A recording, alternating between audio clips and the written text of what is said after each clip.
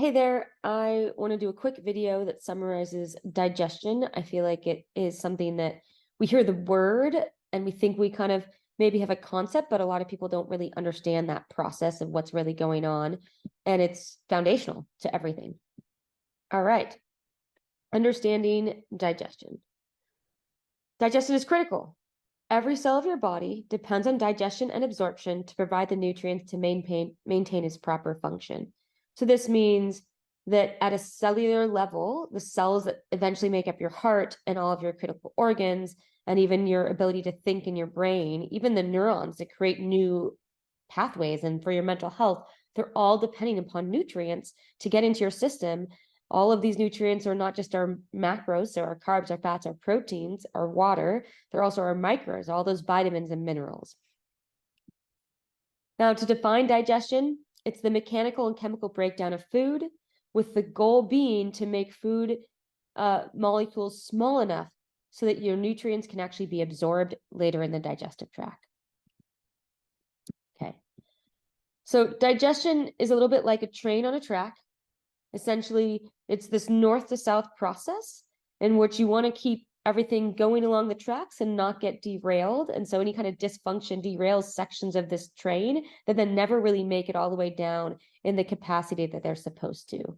So that's a dysfunction early on in digestion in that upper kind of north part, which I'll explain in a second, will then impact every step further down.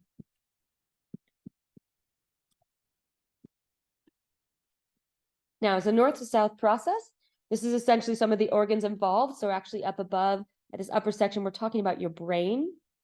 And then we actually go down from there to your mouth and your tongue, which are obviously going to be a part of digestion. That's more intuitive. Down your esophagus into your stomach. We're now getting into kind of more upper digestion, but at the critical point between stomach and your small intestines, we're kind of getting into our lower set of digestive functions. The small intestines, which are pretty awesome, kind of wiggly squigglies all the way through. And then you get your large intestines at the very end, which eventually end with your anus and the end point of digestion, which is where we poop. Okay. So in an ideal world, we start with digestion at the brain. And this is actually, if you think about it, you may have realized that just the mere thought of a really good meal, like right now it's getting close to dinner time. If I really focus on what I'm eating, I might start to salivate a little bit. I might get a little bit of grumbles in my stomach as my body actually starts to prepare for the idea of food coming in. So that's really the start of digestion. And it is super important for your body to feel like it's ready to kind of sit down and eat and that there's not something more pressing. So this is where kind of our fight or flight or stress kind of system can really impact this. All right, the next phase is when food enters into the mouth.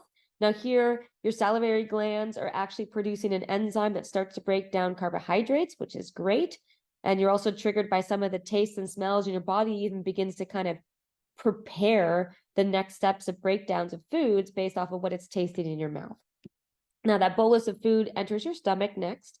And this is now where it will get mechanically kind of flipped around, but you're no longer going to be able to chew this food. There's no other part of your digestive tract that has teeth. So it's just a little bit of flipping. And then we get more chemical breakdowns through some enzymes and then also the stomach acid. All right. So this should be a very acidic environment, about 1.5 to 3 pH. And that's super important because that's how you break down proteins, is right here in the stomach.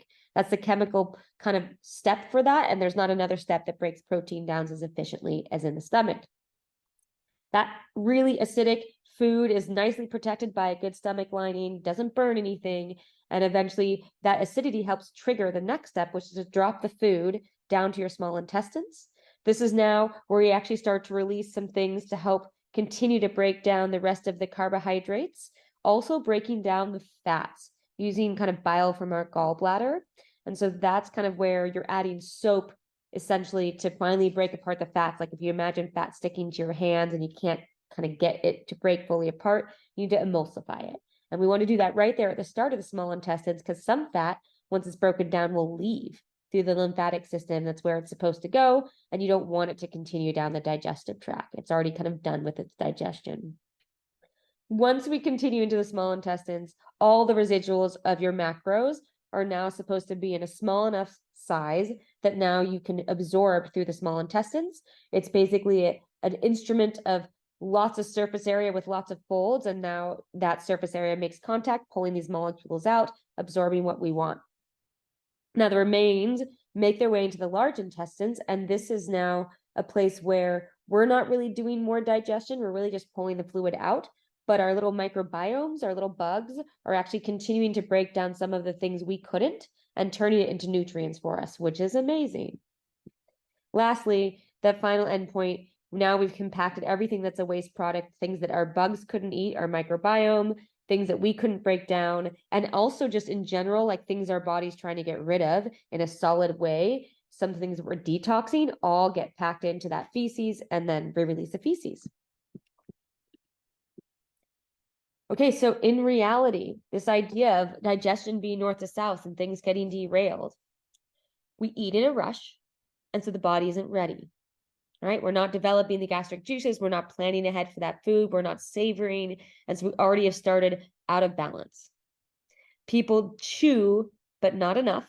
Some people hardly even chew, and so the large kind of food pieces are now so large that the chemical process and that mechanical flipping in the stomach can't break it down enough, and it will never be fully digested and absorbed. It will only just continue down the digestive tract and have to be pooped out.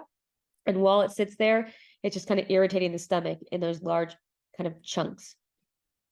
Stomach acid production and acidity is a really big weak spot for us in the US. People often have low stomach acid production and they don't really realize it.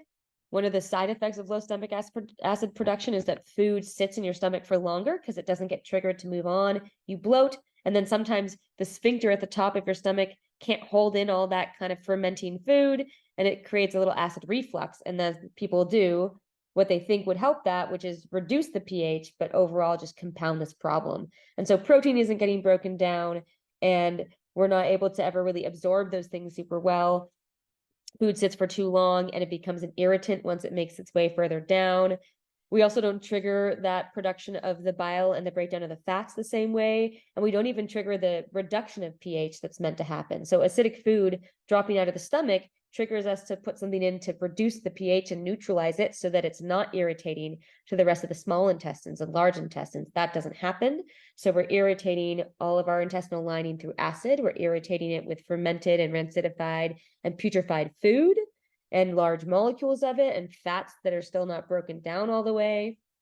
And then all of that stuff in the end state ends up in the large intestines and disproportionately feeds our gut microbiome. So you kind of overfeed certain things, and kind of some of the other toxic stuff is actually killing off others. And you get this dysbiosis as the end product, which is a term many people have talked about, I think, and heard at this point, which is an imbalance of that gut microbiome.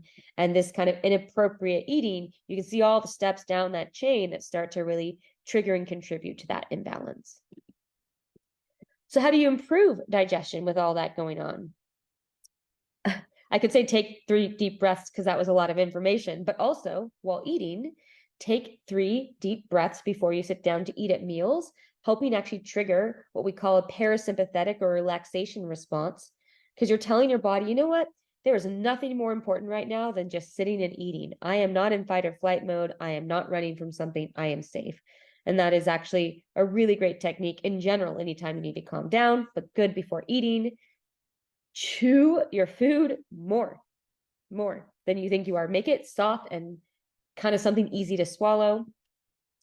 Do support stomach acid production, and there's kind of a whole protocol around that, especially if you're working through acid reflux. I know I had really low stomach acid and acid reflux, and so there was a little bit in kind of working through that, but it was super helpful, game changer for me, and kind of leveled my energy, made food just last longer as far as I absorbed more, so I wasn't as hungry. Definitely got rid of all the acid reflux components, and in general feel like it's really helped with a lot of just my overall health.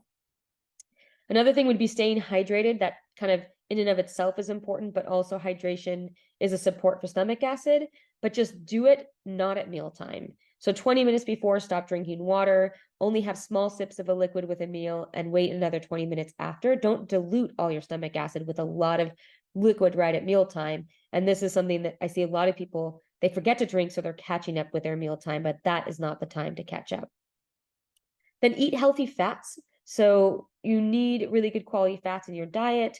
But if you're having a lot of processed food that have trans fats and hydrogenated oils and a lot of our vegetable-based oils, so not olive oil, not avocado oil, to some extent not coconut oil, but the other ones, which are in processed foods, they've already been kind of processed in a way that's made them kind of rancid. They've got a lot of additives in them. And so even if everything in your digestive path was really good, those foods are going to irritate your stomach lining. Those oils are going to irritate them anyway going downstream. So those are some basic, easy to implement steps for you. All right. So hopefully that kind of was a lot of good information that packs a real punch in a short amount of time. And I hope to see you joining my challenge and implementing those things along with the challenge.